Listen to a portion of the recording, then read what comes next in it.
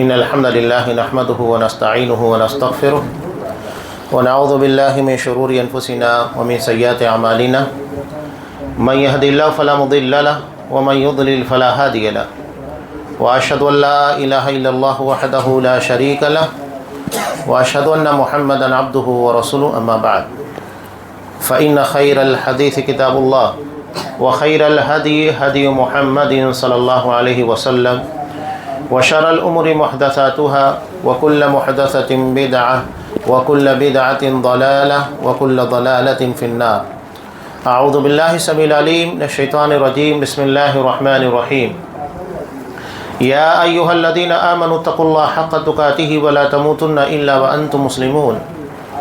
يا أيها الناس اتقوا ربكم الذي خلقكم من نفس واحدة وخلق منها زوجها وبث منهما رجالا كثيرا ونساء واتقوا الله الذي تساءلون به والأرحام إن الله كان عليكم رقيبا. يا أيها الذين آمنوا اتقوا الله وقولوا قولا سديدا يصلح لكم أعمالكم ويغفر لكم ذنوبكم ومن يطع الله ورسوله فقد فاز فوزا عظيما. وقال المال والبنون زينة الحياة الدنيا والباقيات الصالحات خير عند ربك ثوابا وخير أملا. وعن شداد بن أوس رضي الله تعالى عنه قال قال رسول الله صلى الله عليه وسلم الكيس من دان نفسه وعمل لما بعد الموت والعاجز من أتبع نفسه هواه وتمنى على الله. رواہ الترمذی. تمام قسم کی تعریفات اللہ رب العالمین وحدہ لا شریک للہ کا ذبح ہے جو ساری کائنات کا تنہا خالق و مالک ہے، اور بے شمار درود و سلام ہو اللہ کے آخری نبی جناب کریم محمد رسول اللہ صلی اللہ علیہ وسلم کی ذات مقدسہ پر. محترم حاضرین، سورہ کہف قرآن مجید کی ایک عجیب و غریب سورہ ہے. اس میں چند اہم واقعات کا تذکرہ کیا گیا ہے، اور اسی تناظر میں کچھ باتیں انشاءاللہ میں آپ لوگوں کے سامنے رکھنے کی کوشش کروں گا. سب سے پہلا واقعہ جو بیان کیا گیا وہ 7 نوجوانوں کا ہے. 7 نوجوانوں کا معاملہ کیا تھا؟ ان کا معاملہ یہ تھا کہ پوری قوم جو لاکھوں کی تعداد میں تھے یہ ایک طرف تھے، اور اس کے بالمقابل یہ لوگ ایک طرف، یہ توحید کے ماننے والے، اور اس کے بالمقابل مشرکین تھے جو اللہ کے ساتھ شرک کر رہے تھے. اب دیکھیے کہ انہوں نے اپنی قوم کے سامنے کھڑے ہو کر کیا کہا جب یہ لوگوں کے درمیان اللہ کی توحید کو بیان کرنے لگے. توحید یہ سب سے اہم فریضہ ہے. ہمارے یہاں عقیدہ توحید کو وہ اہمیت نہیں دی جاتی، حالانکہ تمام انبیاء کی دعوت کا نقطۂ آغاز یہی تھا. اب یہاں ایسا نہیں ہے کہ مسلمان ہے تو چلو آپ دعوت توحید کو چھوڑ دو، نہیں، بلکہ نبی کریم صلی اللہ علیہ وسلم نے حضرت معاذ بن جبل رضی اللہ تعالیٰ عنہ جب انہیں یمن کی طرف دعوت دینے کے لیے بھیجا، وہاں رہنے والے کون لوگ تھے؟ آپ صلی اللہ علیہ وسلم نے ارشاد فرمایا انک تأتی قوما من اہل الکتاب، معاذ تم ایسی قوم کے پاس جا رہے ہو جنہیں اللہ نے پہلے سے کتاب دے رکھی ہے. اس کے بعد بھی آپ صلی اللہ علیہ وسلم نے کیا کہا؟ فَلْيَكُنْ أَوَّلَ مَا تَدْعُوهُمْ إِلَيْهِ، کہ سب سے پہلے جس چیز کی طرف تم انہیں دعوت دو گے وہ کس بات کی دعوت ہوگی؟ إِلَىٰ أَن يُوَحِّدُوا اللَّهَ، کہ وہ صرف اللہ ہی کی عبادت کریں. معاملہ یہ نہیں ہے کہ آپ عبادت کر رہے، اصل مدعا یہ ہے کہ عبادت صرف اللہ کی جائے گی، اللہ کے علاوہ کسی کی نہیں کی جائے گی. قرآن مجید سورہ زاریات میں جو ارشاد فرمایا وَمَا خَلَقْتُ الْجِنَّ وَالْإِنسَ إِلَّا لِيَعْبُدُونَ، کہ میں نے جن و انس کو محض اپنی عبادت کے لیے پیدا کیا. حضرت عبداللہ ابن عباس رضی اللہ تعالیٰ عنہ فرماتے ہیں کہ لیعبدون کی تفسیر کرتے ہوئے لیوحدون، وہ صرف میری ہی عبادت کرے. آج خود آپ اپنے درمیان اپنے اطراف میں دیکھیے گا کتنے ہیں جو کلمہ پڑھنے کے بعد بھی مشرک ہی ہیں. بتائیے کیا شرک کے بعد ان کا کوئی نیک عمل اللہ کے کام آئے گا؟ نہیں آنے والا ہے. آپ اگر شرک کی قباحت، اس کی سنگینی اور اس کی خطرناکی کو سمجھنا چاہتے ہیں، سورہ انعام پڑھیے۔ سورہ انعام میں اللہ نے 18 انبیاء کرام کا تذکرہ کیا، حضرت ابراہیم علیہ السلام سے لے کر حضرت یحییٰ، حضرت زکریا، حضرت عیسیٰ، حضرت اسماعیل، حضرت ہارون، حضرت موسیٰ، ان تمام انبیاء کرام علیہ السلام کا تذکرہ کیا۔ اور اس کے بعد کیا کہا؟ وَلَوْ أَشْرَكُوا، اگر بالفرض ان لوگوں نے شرک کیا، جبکہ انبیاء سے شرک ناممکن ہے، آگ اور پانی کا معاملہ ہے، دونوں کبھی ایک جگہ جمع نہیں ہو سکتے، یہ دریا کے دو کنارے ہیں جو کبھی مل نہیں سکتے۔ اس کے بعد بھی قرآن مجید نے کیا کہا؟ وَلَوْ أَشْرَكُوا، اگر بالفرض ان لوگوں نے بھی شرک کیا، لَحَبِطَ عَنْهُمْ مَا كَانُوا يَعْمَلُونَ، تو ان کے سارے اعمال ضائع اور برباد ہو جائیں گے۔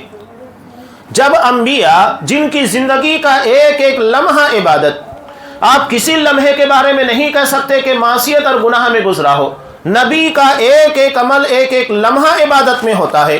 اس کے بعد بھی قرآن مجید کہہ رہا ہے کہ اگر بالفرض ان لوگوں نے شرک کیا، ان کے سارے اعمال اللہ ضائع اور برباد کرے گا۔ یہ نہیں دیکھے گا کہ کتنی نے کیا ہے، صرف یہ چیز کہ ان لوگوں کے عمل کے اندر شرک پایا گیا، سارا معاملہ ختم۔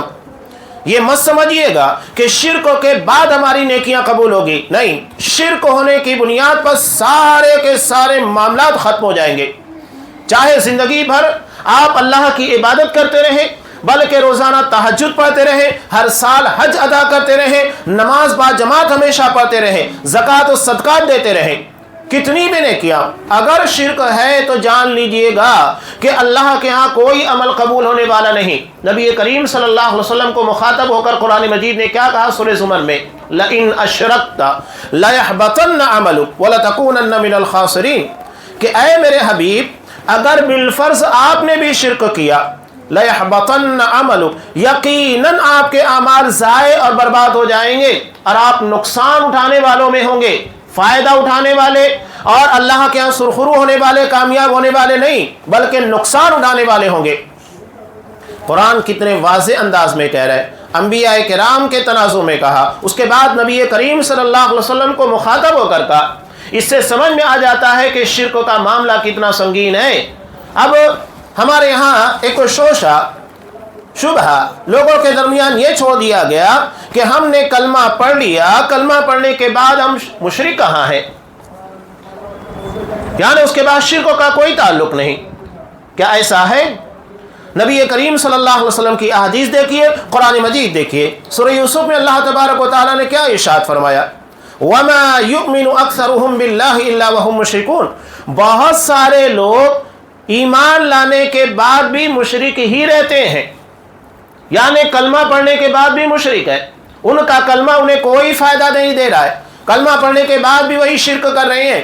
تو ایسا نہیں ہے کہ آپ نے کلمہ پڑھ لیا تو یہ کافی ہو گیا، کلمہ پڑھنے کے بعد اس کے تقاضوں کو پورا کرنا ضروری ہے، اور یہ بھی نہیں کہ آپ نے زبان سے کہہ دیا لا الہ الا اللہ کافی ہے، نہیں، بلکہ اس کے تقاضے ہیں، اس کے شروط ہیں، علم ہونا، یقین ہونا، ساری چیزیں ہیں جو اس کے تقاضے ہیں۔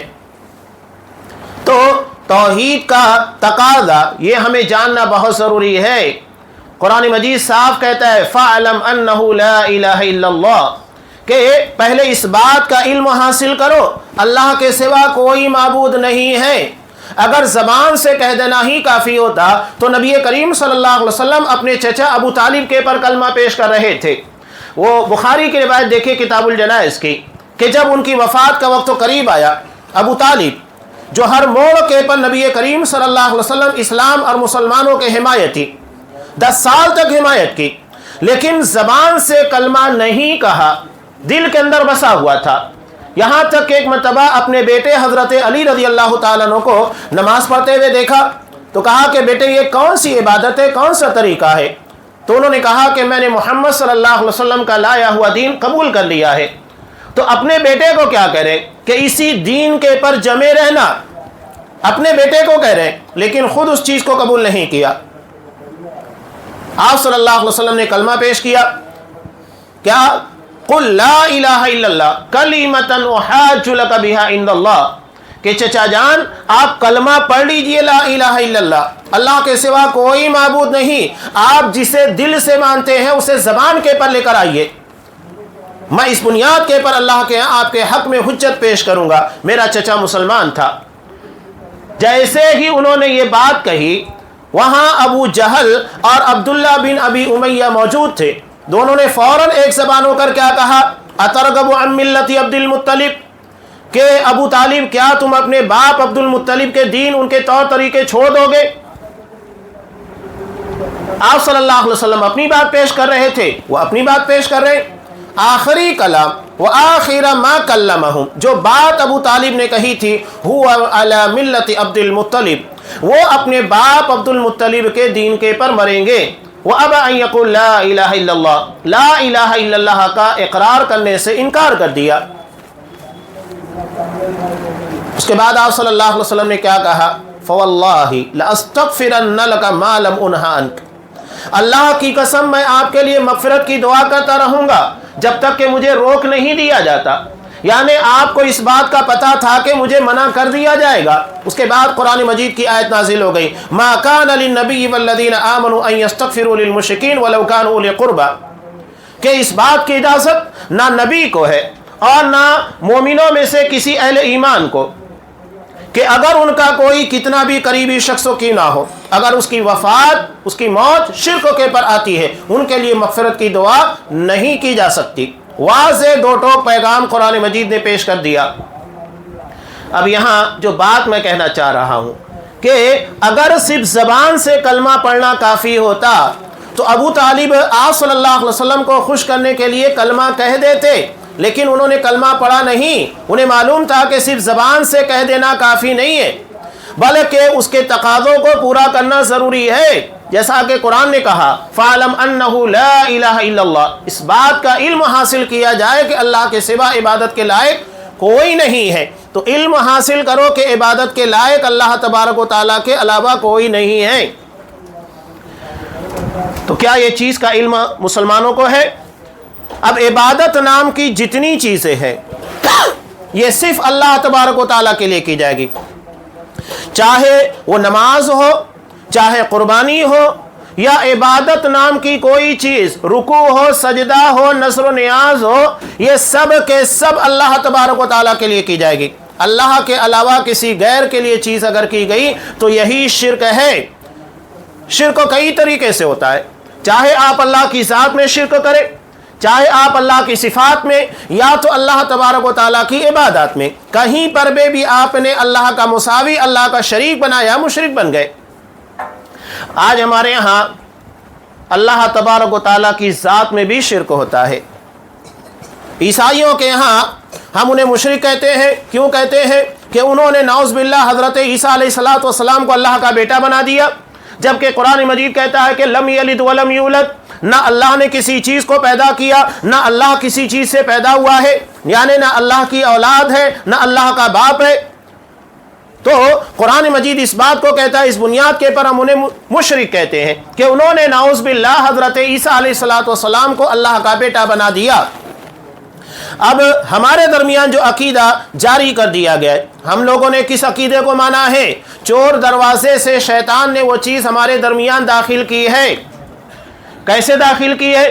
پہلے تو نبی کریم صلی اللہ علیہ وسلم کے تعلق سے عقیدہ بنایا گیا کہ آپ نور ہیں، ٹھیک ہے؟ نور، اس کی وضاحت کیا ہے؟ بعض لوگ کہتے ہیں کہ نعوذ باللہ آپ نور مجسم ہیں۔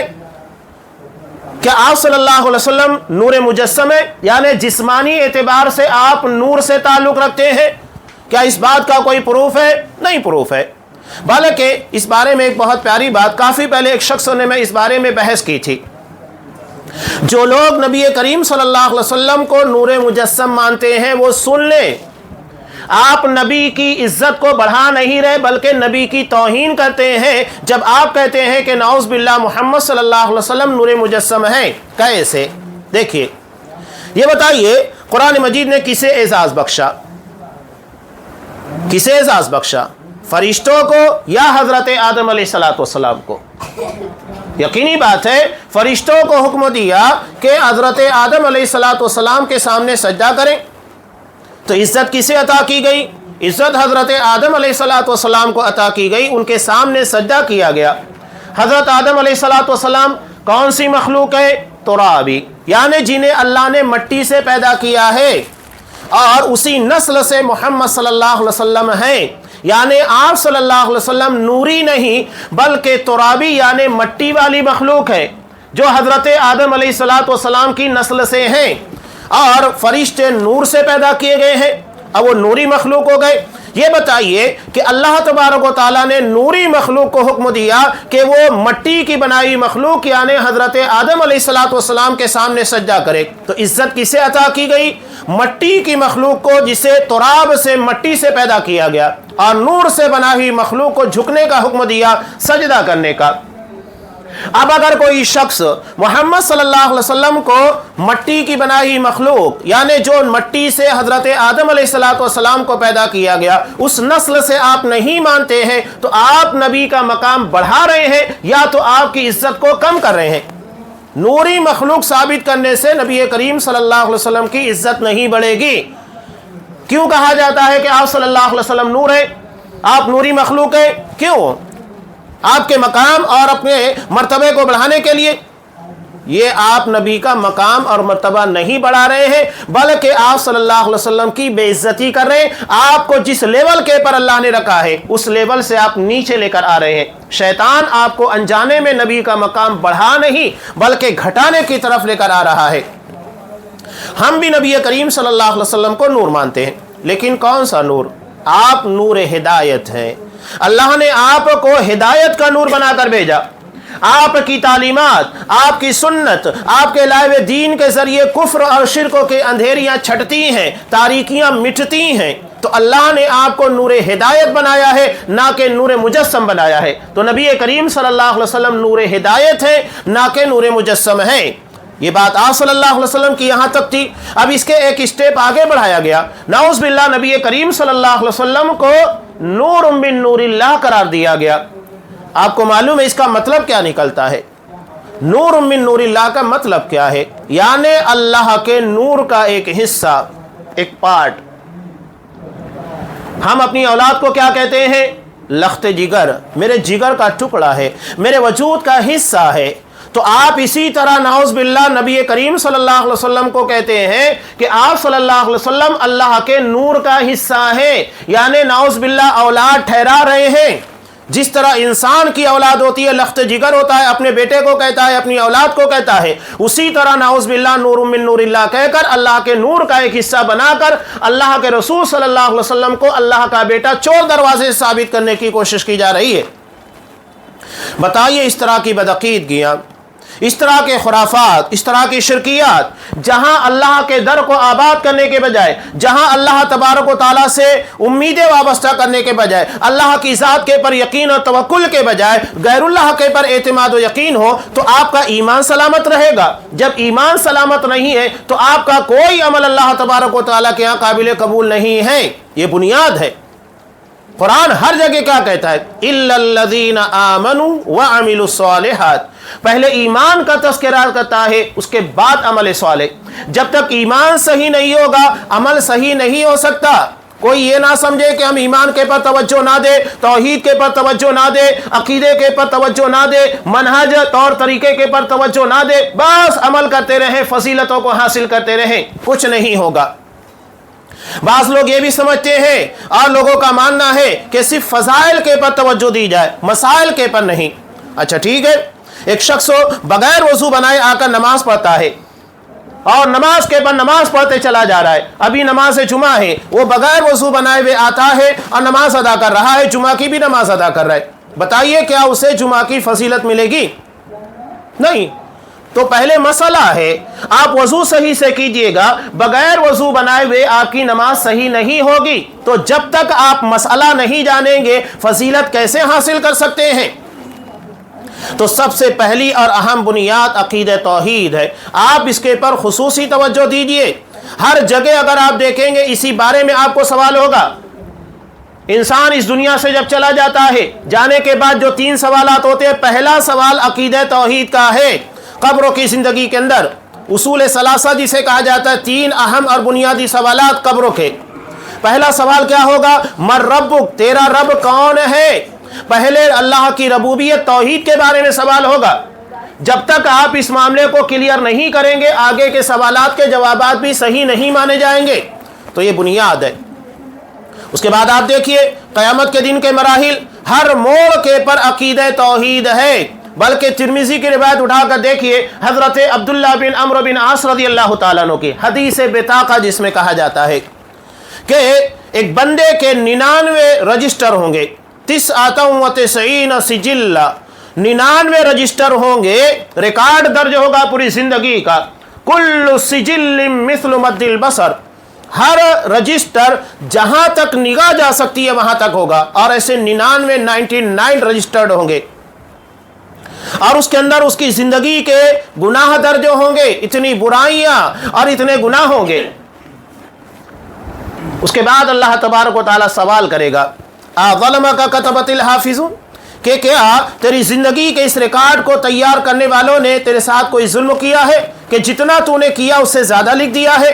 वो कहेगा नहीं। मोमिन बड़ा साफ गो होता है, वो साफ कहेगा अल्लाह नहीं, बल्कि जो भी चीजें थी मैंने किया है और वो सारी चीजें यहां लिखी हुई है। कोई चीज ऐसी नहीं है कि जो मैंने नहीं किया हो उसको इसमें दर्ज कर दिया गया है। उसके बाद अल्लाह कहेगा अफलका उज़्रुन, कि क्या तेरे पास कोई उस्र था।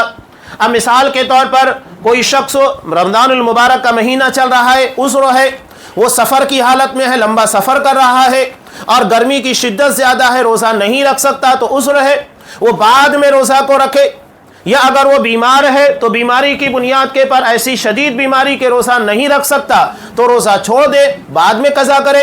या तो दायमी मरीज़ है, बूढ़ा हो चुका है, अब उसके पास रोज़ा रखने की ताकत ही नहीं है, ये उस्र है, अब वो अपने एक रोज़े के बदले में मिस्कीन को खाना खिला दे, तो ये उस्र होता है।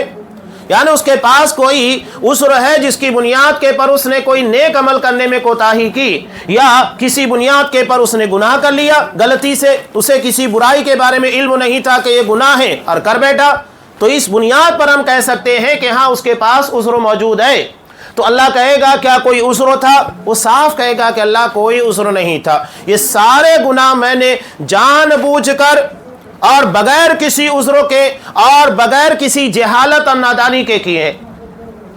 उसके बाद अल्लाह तबारक व तआला कहेगा उहदुर वज़नक, जा वहाँ तेरे नामे आमाल को तौला जाने वाला है, वहाँ मौजूद हो जा। उसके बाद एक कार्ड निकालेगा, उसके पर क्या लिखा होगा, ला इलाहा इल्लल्लाह मुहम्मदुर रसूलुल्लाह, कलमा तौहीद, उसका अकीदा सही होगा और उसने अकीदे के बाद में कोई कोताही नहीं की होगी। वो कहेगा कि अल्लाह इस एक कार्ड के मुकाबले में ये 99 रजिस्टर हैं, ये 99 रजिस्टरों के मुकाबले में एक कार्ड क्या अहमियत रखता है। अल्लाह कहेगा कि देख आज तेरे पर कोई जुल्म नहीं होगा। उसके बाद नबी करीम सल्लल्लाहु अलैहि वसल्लम ने कहा कि एक पलड़े के अंदर उसके 99 रजिस्टर होंगे जो गुनाहों से भरे हुए होंगे जहां तक निगाह जा सकती है, और दूसरे में अकीदे तौहीद, यानी वो तौहीद के पर कायम था, अल्लाह के साथ उसने कोई बेवफाई नहीं की, शिर्क नहीं किया, कोई खता नहीं की उस बाब के अंदर। अल्लाह तबारक व तआला की तौहीद के अंदर शफाफियत थी। जैसे ही ऐसे कार्ड को रखा जाएगा ये 99 के 99 रजिस्टर ऊपर आ जाएंगे, फताशतिस सिजिल्लात, ये 99 के 99 रजिस्टर हल्के पड़ जाएंगे, वसक़ुलतिल बिताक़ा, और वो एक अकेला कार्ड भारी पड़ जाएगा जिसके पर अकीदे तौहीद होगा। फला यस्कुलु मा इस्मिल्लाहि शै, अल्लाह के नाम के सामने कोई चीज़, कोई हैसियत, कोई वज़न नहीं रखती है। तो ये अहमियत है अकीदे तौहीद की कि इंसान की ज़िंदगी के सारे गुनाह, सारी ख़ताओं को माफ़ करवाने का जज्बा रखता है, अहमियत रखता है, वज़न रखता है। लेकिन अगर हमारे इस ज़िंदगी के अंदर, अब यूँ समझ लीजिएगा कि 99 रजिस्टर ये हमारी पूरी के पूरी नेकियों से भरे हुए, नमाज, रोज़ा, ज़कात, सदका जो हो सकता है हमने किया, लेकिन ये अकीदे तौहीद का जो कार्ड था ये फेल हो गया, तो बताइए ये 99 रजिस्टर जिसमें हमारी नेकियां दर्ज होगी, क्या ये भारी होंगे? नहीं भारी होंगे। तो असल चीज तौहीद है, आप उसके पर तवज्जो दीजिए, उसके बाद सारी खूबियां, सारी अच्छाइयां आगे आती हैं। ये मैंने बुनियादी तौर के पर कहा कि हमें अपने आमाल के लिए इन चीज़ों पर खुसूसी तवज्जो देना है। جب تک ہم نے عقیدے کو صحیح نہیں کیا اور اس کے بعد اپنے عمل کو نبی کریم صلی اللہ علیہ وسلم کی سنت کے مطابق نہیں بنایا تو جان لیجئے کہ ہمارے اعمال اللہ کے یہاں قبول نہیں ہوں گے. اور جب اعمال قبول نہیں ہوں گے، میں سنت کی اہمیت بھی بتانا چاہتا ہوں. کوئی بھی عمل جب تک آپ کی سنت کے مطابق نہیں ہوگا، قرآن نے 2 ہی شرطیں رکھی نا، ایمان اور عمل صالح. ایمان یعنی عقیدہ توحید. قرآن مجید صاف کہتا ہے سورہ انعام میں، الذین آمنوا ولم یلبسوا ایمانہم بظلم، جو لوگ ایمان لے کر آئے اور اپنے ایمان میں ظلم کی ملاوٹ نہیں کی، انہی لوگوں کے لیے امن ہے اور یہی ہدایت یافتہ ہے. اس آیت کے نازل ہونے کے بعد حضرت عبداللہ ابن مسعود رضی اللہ تعالیٰ عنہ کہتے ہیں، جیسا کہ بخاری کی روایت کتاب تفسیر میں، اصحاب کرام کو اس بارے میں بڑی فکر لاحق ہوئی. کہا کہ اللہ کے رسول اینا لم یظلم نفسا، اللہ کے رسول ہم میں کہا کون شخص ہے جو اپنے آپ کے پاس ظلم نہیں کرتا، جبکہ قرآن نے کہا کہ ایمان لانے کے بعد ظلم نہیں ہونا چاہیے، انہی لوگوں کے لیے امن اور ہدایت ہوگی. تب آپ صلی اللہ علیہ وسلم نے کہا، اللہ کے بندو کیا تم نے سورہ لقمان نہیں پڑھی؟ ان الشرک لظلم عظیم، یقیناً شرک سب سے بڑا ظلم ہے، سب سے بڑا گناہ ہے. تو یہاں ظلم سے مراد شرک ہے. قرآن کی تفسیر نبی کریم صلی اللہ علیہ وسلم سے بہتر کوئی نہیں کر سکتا. قرآن جتنا نبی سمجھتا ہے کوئی نہیں سمجھتا. تو جو تعبیر جو تفسیر نبی بیان کرے وہ سب سے معتبر ہے. تو یہاں ظلم سے مراد شرک ہے، یعنی ایمان کو پیور رکھنا چاہیے، اس میں شرک کی آمیزش اور ملاوٹ نہیں ہونا چاہیے. اللہ کو ایمان پیور چاہیے، یہ نہیں کہ آپ اللہ کو بھی مانیں غیر اللہ کو بھی مانیں، آپ اللہ کی بھی عبادت کریں غیر اللہ کی بھی عبادت کریں. اللہ تبارک و تعالیٰ کو اس طرح کا ہرجائی پن قطن گوارا نہیں ہے. وہ خالص اپنی عبادت چاہتا ہے. وہ صاف کہتا ہے کہ من اشرک فیہ معی غیری ترکتہ وشرکا، اگر کسی نے کسی عمل کے اندر شرک کیا، میرے علاوہ کسی اور کو شامل کر لیا، تو اس کے سارے عمل کو چھوڑ دیتا ہوں، مجھے کوئی ضرورت نہیں ہے ایسے عمل کی. نبی کریم صلی اللہ علیہ وسلم کی سنت کی اہمیت جو عمل صالح کہلاتی ہے. عمل کب صالح ہوگا، کب بیٹر ہوگا؟ جب وہ نبی کی سنت کے مطابق ہو. اب ایک آسان مثال میں آپ کو دے رہا ہوں. حضرت ابو بردہ بن نیار رضی اللہ تعالیٰ، یہ نہیں مطلب ہے کہ آپ بہت اچھی نیت سے کام کر رہے ہیں تو نیت کو دیکھ کر معاملہ طے کر دیا جائے گا. نیت بنیاد ہے، صحیح ہے، آپ کی نیت اچھی ہونی چاہیے خالص اللہ کے لیے. یہ بھی عقیدے سے ہی تعلق رکھتی ہے کہ آپ صرف اللہ کی رضا کے لیے کام کریں.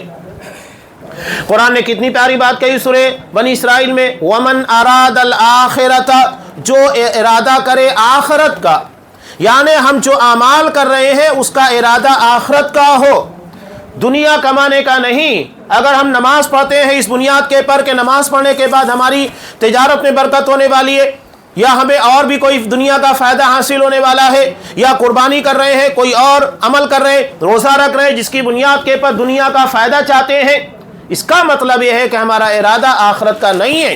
ہم اپنی نیتوں کے اندر کھوٹ پیدا کیے ہوئے ہیں.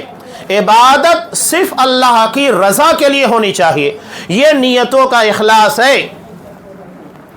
وَمَنْ أَرَادَ الْآخِرَةَ وَسَعَى لَهَا سَعْيَهَا، اور اس کے لیے جیسی کوشش کرنا چاہیے کوشش کرے. یہ کوششیں رمضان المبارک کے روزے، قیام اللیل، تراویح کا ادا کرنا، اس کے علاوہ ابھی تاکراتیں آنے والی ہے، اخیر عشرہ آنے والا جو رمضان المبارک کا بالکل پیک کا حصہ ہوتا ہے، اس میں سب سے زیادہ عبادت کرنی چاہیے. اسی کے اندر اعتکاف ہے، اسی میں شب قدر کی تلاش کی جاتی ہے جو کہ 1000 مہینوں کی عبادت سے بہتر ہے. 83 سال سے زیادہ کا وقت ہوتا ہے. سوچئے زندگی میں ایک موقع اگر اللہ نے عنایت کر دیا، اللہ نے قبول کر لیا، تو 83 سال کی عبادت سے بہتر وہ رات ہمارے لیے بن جائے گی. اور کتنی راتیں اللہ نے ہم کو عطا کی. آج اگر ہماری عمر 40 سال 50 سال 60 سال کی ہے، سوچئے کہ ہماری زندگی کے اندر کتنی راتیں آ چکی ہیں. یہ بہت بڑی خوش نصیبی اللہ تبارک و تعالیٰ کی طرف سے، لہذا اسے ضائع مت کیجیے گا. تاک راتوں کی عبادتیں، یہ راتیں عبادت کی ہوتی ہیں، جاگنے کی نہیں ہوتی ہے، بلکہ جاگ کر عبادت کرنے کی ہوتی ہے. یہ نہیں کہ آپ راتوں کے اندر ادھر ادھر گٹر مستی کریں، گھومیں پھریں، زیادہ سے زیادہ وقت آپ ضائع کریں فضول باتوں کے اندر، اب آپس کی گپ شپ کے اندر نہیں. یہ جیسے ہی مغرب کا وقت ہوتا ہے افطار، وہاں سے لے کر فجر تک کا مرحلہ ہے. یہ مت سمجھیے گا کہ رات کے 12 کے بعد وہ رات شروع ہوتی ہے. بلکہ مغرب کے وقت تو عید شروع ہو جاتی ہے، تبھی سے ہمیں جد و جہد کرنا ہے۔ جو توفیق اللہ دے زیادہ سے زیادہ کوشش کرے، بلکہ آپ صلی اللہ علیہ وسلم رمضان المبارک میں ہوا سے کہیں زیادہ رفتار کے ساتھ عبادت کرنے، اللہ کی راہ میں مال خرچ کرنے، صدقہ و خیرات ہر نیک عمل کے اندر آگے بڑھ جاتے تھے۔ تو یہ پیک کا مرحلہ ہوتا ہے، اعتکاف اور دیگر ساری عبادتوں کے ذریعے کوشش کرنا چاہیے۔ قرآن وہی کہہ رہا ہے وَسَعَى لَهَا سَعْيَهَا، اور اس کے لیے ویسی کوشش کرے جیسا کہ ہونا چاہیے۔ وَهُوَ مُؤْمِن، اور وہ مومن ہو، یعنی اس کا ایمان، اس کا عقیدہ صحیح ہو۔ یہاں ایمان کو اہمیت دی جا رہی ہے، بغیر ایمان اور عقیدے کے صحیح ہونے کے ہماری کوششیں، ہماری نیتیں اللہ کے ہاں قبول نہیں ہوگی۔ وہ حدیث دیکھیے جسے امام ابو داؤد رحمۃ اللہ علیہ نے روایت کیا، حضرت ابو بردہ بن نیار رضی اللہ تعالیٰ عنہ کے بارے میں، انہوں نے اپنی بکری کو ذبح کیا تھا عید کی نماز ادا کرنے سے پہلے۔ آپ صلی اللہ علیہ وسلم نماز عید کے لیے نکلے تو دیکھا کہ انہوں نے اپنی بکری کو ذبح کر دیا ہے اور اس کے گوشت کو تقسیم کر رہے ہیں۔ نیت بہت اچھی تھی۔ کہا کہ اللہ کے رسول صلی اللہ علیہ وسلم نے کہ یہ کیا ہے؟ تو کہا کہ اللہ کے رسول، میرے پڑوس میں رہنے والے لوگ غریب ہیں اور آج عید کا موقع ہے، عید الاضحیٰ ہے، تو میں نے چاہا کہ جلد سے جلد ان کو گوشت مل جائے، اس لیے میں نے اپنی بکری کو جلد سے جلد ذبح کر دیا۔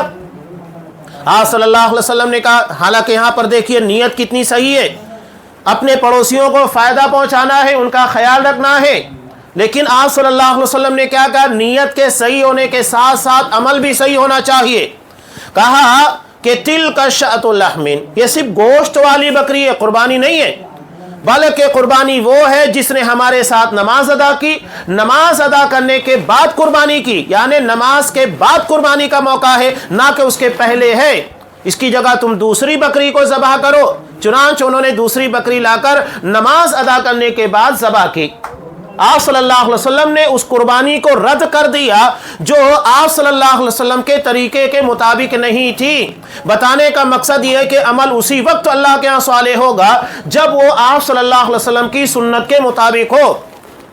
اب وہ آیت جو میں نے آپ کے سامنے پیش کی تھی، قرآن نے جس کے بارے میں کیا کہا؟ الباقیات الصالحات، ایسے اعمال جو باقی رہنے والے ہیں، نیک ہیں، یہ آخرت میں امید کے اعتبار سے، اجر کے اعتبار سے بہت بہتر ہے۔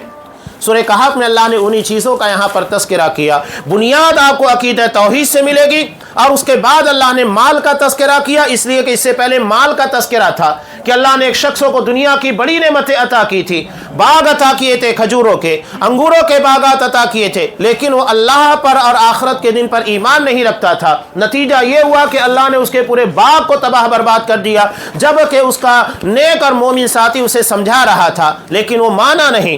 آخرکار اللہ کی طرف سے عذاب آیا، ساری چیزیں تہس نہس ہو گئی، یعنی دنیا بھی تباہ ہو گئی، آخرت بھی برباد ہو گئی۔ تو ہمیں عقیدے کے ساتھ اپنے مال کے پر توجہ دینا ہے۔ ٹھیک ہے، قرآن نے تذکرہ کیا المال والبنون، دو چیزیں ہیں، مال جس کے ذریعے ہماری دنیا چلتی ہے، اولاد جو ہمارے مرنے کے بعد ہماری نیک نامی، ہماری نسل کے جاری ہونے کا ذریعہ ہوتی ہے۔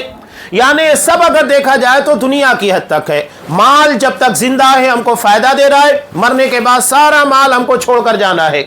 اور اس کے بعد اولاد جو ہمارے مر جانے کے بعد بھی ہماری نسل کے جاری ہونے کا ذریعہ ہوتی ہے۔ لیکن قرآن مجید نے کیا کہا؟ والباقیات الصالحات، باقی رہنے والے نیک اعمال جو ہم کوششیں کر رہے ہیں رمضان المبارک میں، قرآن مجید کی تلاوت، رمضان المبارک کے روزے، یہ ساری نیکیاں اور خوبیاں، لیکن کب؟ جب یہ ایمان اور نبی کی سنت کے مطابق ہو، عقیدہ توحید اور نبی کی اتباع کے بعد یہ ساری چیزیں عمل صالح ہوگی، باقیات الصالحات ہوگی، یعنی وہ چیزیں جو باقی رہیں گی اور آخرت میں کام آنے والی ہے۔